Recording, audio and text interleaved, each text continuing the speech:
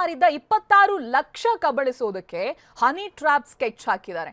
ಗೆಳೆಯನನ್ನೇ kidnap ಮಾಡಿಸಿದ್ದವರು ಸೇರಿ ಇದೀಗ 8 ಮಂದಿಯನ್ನ arrest ಮಾಡಲಾಗಿದೆ.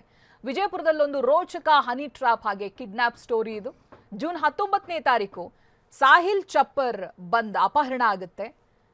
ಗೌಂದಿ ಚೌಕ ಠಾಣೆಗೆ ದೂರನ್ನ ಕೂಡ ಕೊಟ್ಟಿರ್ತಾರೆ ತಾಯಿ ಮುಮ್ತಾಜ್ ಅಂತ. 12 ಲಕ್ಷ ರೂಪಾಯಿ ಕೊಡದೇ ಇದ್ರೆ ಸಾಹಿಲ್ ಹತ್ಯೆ ಮಾಡೋದಾಗಿ ಬೆದರಿಕೆ ಹಾಕಿರ್ತಾರೆ. ಪ್ರಕರಣ ದಾಖಲಿಸಿಕೊಂಡು ತನಿಖೆಗಿಳಿದಿರ್ತಾರೆ ಪೊಲೀಸರು. ಸದ್ಯ ವಿಜಯಲಕ್ಷ್ಮಿ ಎಂಬಾಕೆ ಸೇರಿ 8 ಆರೋಪಿಗಳನ್ನ ಅರೆಸ್ಟ್ ಮಾಡಿದ್ದಾರೆ. ತನಿಖೆಯಲ್ಲಿ ಹನಿ ಟ್ರಾಪ್ ಜಾಲ ಇರೋದು ಬಹಿರಂಗ ಆಗಿದೆ. ಸಾಹಿಲ್ ಕಿಡ್ನಾಪ್ ಹಿಂದೆ ಮೊಹಮ್ಮದ್ ರಫೀಕ್ ಕೈವಾಡ ಇರೋದು ಗೊತ್ತಾಗ್ತಾ ಇದೆ. ಸಾಹಿಲ್ ಕುಟುಂಬದ ಇತ್ತೀಚೆಗೆ ಸಾಹಿಲ್ ಕುಟುಂಬ ಜಮೀನನ್ನ ಮಾರಾಟ ಮಾಡಿರ್ತಾರೆ.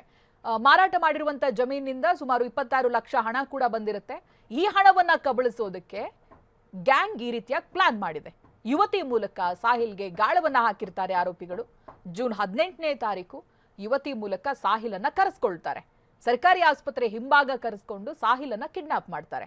ಸಾಹಿಲ್ ಮೊಬೈಲ್ನಿಂದಲೇ ಕರೆ ಮಾಡಿ 12 ಲಕ್ಷ ಕೊಡಿ ಅಂತ ಬೇಡಿಕೆ ಇಡ್ತಾರೆ ಮನೆಯವರಿಗೆ.